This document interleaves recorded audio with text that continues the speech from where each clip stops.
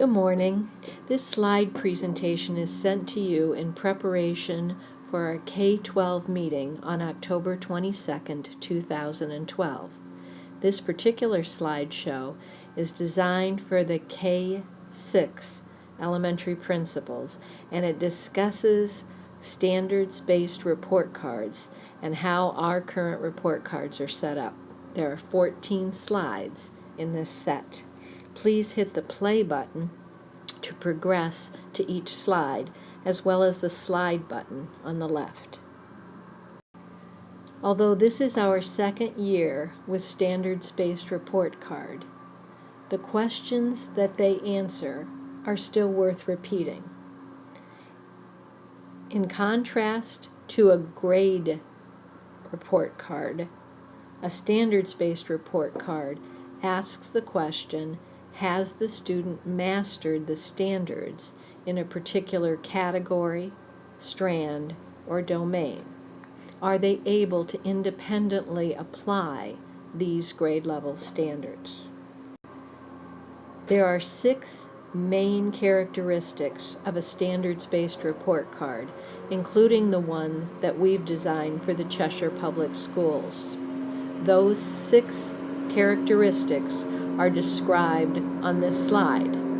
First, a standards-based report card must focus on and illustrate the most important content that students are expected to learn in each subject area and grade level.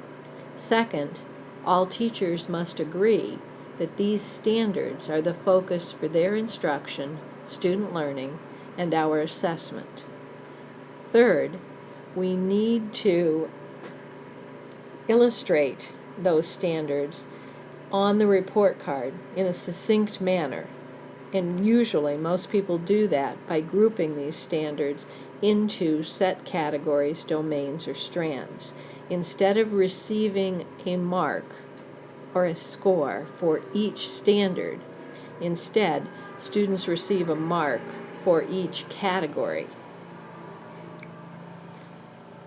Fourth, students are assessed individually based on their mastery of the standards in a given strand. That degree of proficiency that students have attained constitutes the mark on the report card. It doesn't matter whether the report card is issued in December or in June. The mark indicates how proficient the student is with regard to the standard. Lastly, any indication or communication with parents about students' classroom behavior, their effort, their work habits, are recorded separately on the document, and they are not considered as part of the standards-based mark. As far as our work with the Cheshire Public Schools report card for the 2012-2013 school year, there have been minimal changes. One change is with the grade 1 through 5 math section of the report card. All of the domains in the math report card, as well as the math curriculum, are now aligned with the Common Core state standards. That, of course, required a related change in the domains that are reported on the report card. The second change that we've made is in grade 6. And with our implementation of the Common Core standards in grade 6 for writing, we had to also change the report card to align with the writing strands in Common Core. We've made no changes in the marking criteria, either their description or the fact that it's a 1 to 4 level of proficiency. And we've made no changes in the strand names in any other subject area. For your review, these are the scoring keys for report card marks, regardless of subject area or grade level. A score of 3 indicates that at this present time the student meets the standard as described by the grade level expectations or the Common Core state standards. A score of 4 indicates that the student not only meets the standard, but at times exceeds that standard. A score of 2 is given to students who are showing signs that they are beginning to meet the standard. A score of 1 is used to indicate that the student's work does not meet the standards in that domain at the present time. We also have the option to use the NG category, which indicates that a certain domain is not taught during that marking period. As I mentioned earlier, PowerSchool does have the option that allows us to hide content that is not currently taught or taught within a given marking period. Teachers will not need to indicate that themselves. We are going to communicate with Andy and make sure that he knows which strands, which subject areas, and which grade levels are going to be eligible for the NG or not applicable option, and he will set that all up on PowerSchool accordingly. In September of this year, we sent out an email and a Word document to all grade 1 through 5 teachers indicating which domains within the Common Core state standards are taught within each investigations unit that they're implementing this year. And by giving them that information, they were ready as of the first week of the school year to be able to align all of their unit and investigations assessments with those domains in their grade book. This slide illustrates the beginning part of that Word document that was sent to teachers. This slide is just an example of the second half of that Word document that was sent to teachers.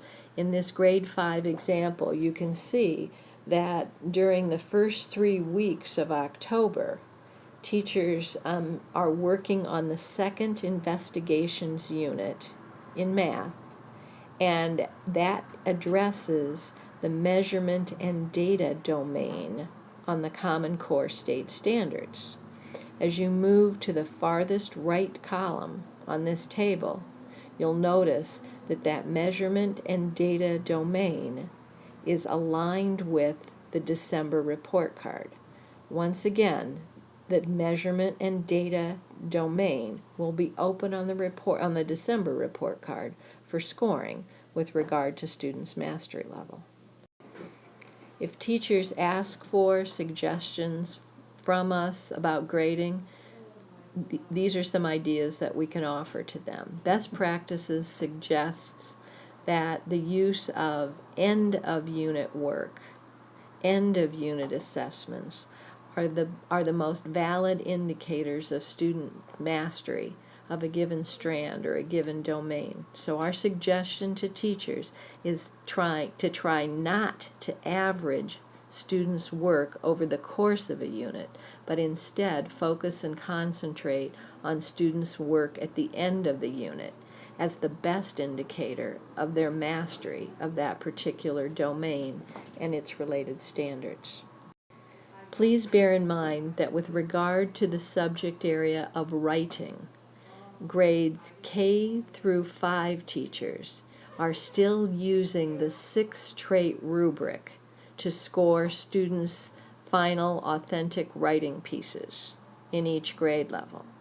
What we did this summer at teacher request is now convert that 6th level trait assessment to 4 levels so that it would more closely align with the report card. In grade 6, all teachers are using Common Core rubrics, not the 6 trait rubrics, to score student writing. That's also true of teachers and students in grades 7 and 8. With regard to math, again, we're asking teachers to use the unit, investigation, and benchmark assessments to assess students' proficiency and to mark it accordingly on each math strand that's now aligned with the Common Core. There are 10 items on this slide. Unfortunately, the numbering system did not go through when it was transferred to the Explain Everything app.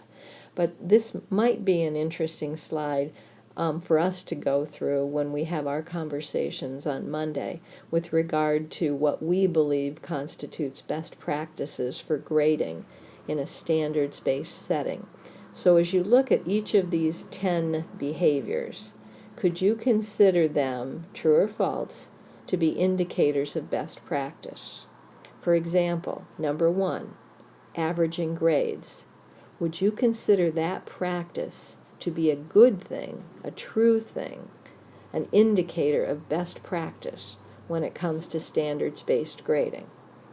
Number 2, would you consider the practice of sharing assessment scores with parents and students to be a best practice for standards-based grading? 3, would you consider the inclusion of homework in some classrooms and not other classrooms as a best practice for standards-based grading? And you can continue to go through the other 7 items on this slide and analyze for yourself what your definition of best practices are when they come to standards-based grading. Standards-based grading is not without its problems and issues. 5 of them are mentioned on this slide. The last bullet also mentions something that is specific to Cheshire and our current work within the area of standards-based grading. I think it's important that we recognize these issues with teachers and let them know that we're all aware that we are in a transition phase when it comes to standards-based grading. There are 5 questions on this slide, some of which we will discuss on Monday. You may want to review these questions and think about how your answers, how you might answer with regard to each of these questions and standards-based grading. To what extent have the teachers in each building read the report card handout so that they're aware of the changes? Do they have the kind of data that they need to identify mastery for each strand and domain? How comfortable are they with their understanding of the GLEs or the Common Core standards within each domain? 4th, an interesting question. If we don't provide enrichment for a student or extension activities for a student, are we still able to give that student a 4?